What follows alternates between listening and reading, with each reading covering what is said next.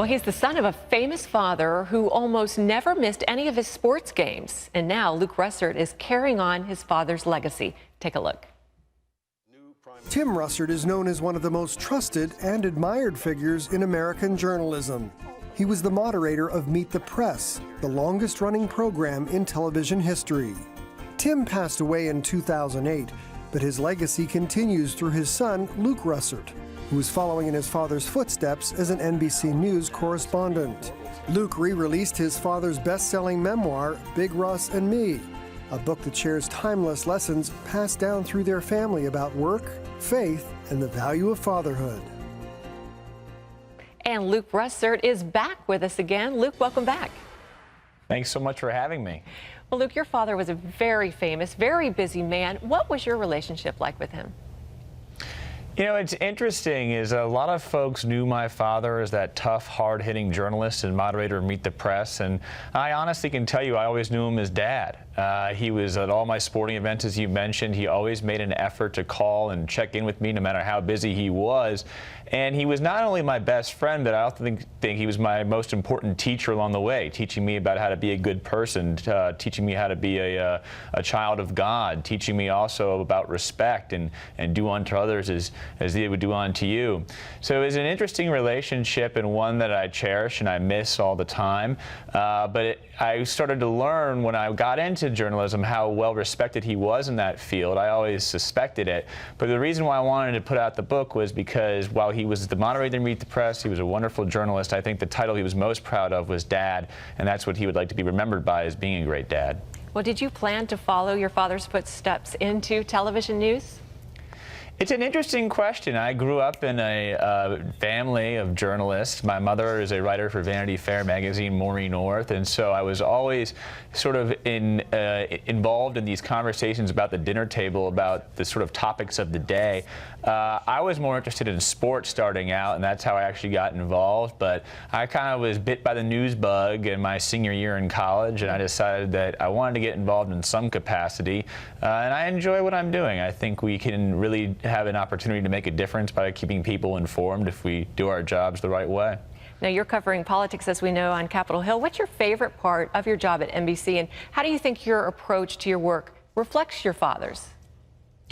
Well, I think my favorite part of my job is the ability and also the opportunity. I'm very fortunate to be able to be around the most important policymakers in the United States on a day-to-day basis and sort of develop personal relationships with them. That's a very unique thing to be able to do in your 20s that I'm certainly very fortunate to have. I think one thing that I learned from my father was twofold. Is one, that there's no substitute for hard work. You have to do your research. You have to be prepared. You have to come in every single morning ready to go. And also that while you're always loved, you're never entitled. A lot of folks, when I started working on Capitol Hill, said, "Oh, well, you're Tim Russert's kid. You know, you'll just get along fine and you can skate through." And that's not true. You have to earn your way. You have to pay your dues, and you have to, spend those nights staking out a congressman until 2 in the morning, and then be up at 6 a.m. ready to report on it. So if you're always loved, but you're not entitled, and work hard, you'll do okay.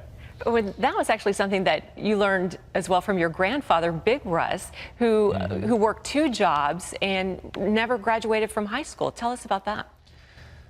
Just a family hero. He worked 2 jobs, and that was an honor, as he liked to say. He was a garbage man by the morning, and he delivered newspapers, the Buffalo News in Buffalo, New York, at night. He dropped out of high school to go win World War II. And what I always learned from him was just not only the value of hard work. He didn't speak much, but there was just a sort of common human decency. No matter who he met, he extended his hand. It was a firm handshake, a smile, and warmth. And the one thing that he said that was passed on to my father and passed on to me was that it takes just as long to be nice to somebody as it does to be mean. So why do you have to be mean? And also optimism. His glass was always half full. It was never half empty.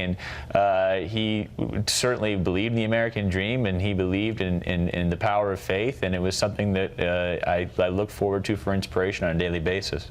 Well, Luke, your dad was a huge baseball fan. Tell us what happened when you decided to stop playing that sport.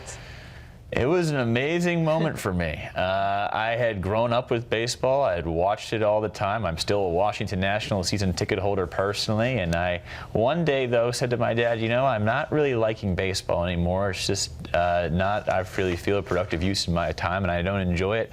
And I was expecting some blowback because baseball was so important to him. And he sort of went back, and he was a little stern, and then he sort of gave me a big hug, and he said, you know what, if that's what you really want to do, I'm behind you 110%. And he said, well, what are you going to do next? I said, I'm going to go try and make the golf team. And he kind of smiled because growing up as a lower middle class kid in South Buffalo, New York, not a lot of his friends or even himself ever played golf. And he sort of chuckled and laughed. He said, well, I guess like the Jeffersons, we're moving on up. That's awesome. Well, you've just released a 10th anniversary special edition of your dad's bestseller, Big Russ and Me.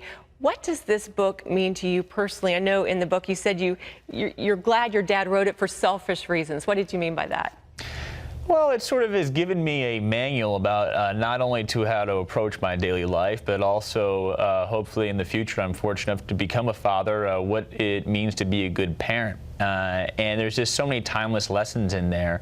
The importance of faith, the importance of talking to your child consistently and try to develop a relationship with them where they know that you're there and you care. One thing that I write in the book is that my father, despite the fact that he was so busy and so many people made an effort to grab his time, he always set away time for me and his own family. And that's very important. And while not everybody is afforded that luxury, and not all fathers are, I certainly understand that.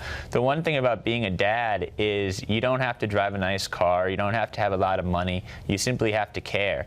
And that's something that he really passed on to me that I hope eventually to pass on to my children, because I think that's so very important in this day and age when we're so distracted by so many things. We're distracted by electronics, we're distracted by social media. There is a lot to be said about just getting in the car and driving with your kid and having a conversation with them. I can't tell you how many of those I remember more than any gift I ever got at Christmas. You simply have to care. Those are great words to live by. Luke Russert, what a pleasure. Thanks so much. Father's Day is... Thanks so much for having me. Father's Day is Sunday, and this book would make a perfect gift. It's called Big Russ and Me, and it's available wherever books are sold.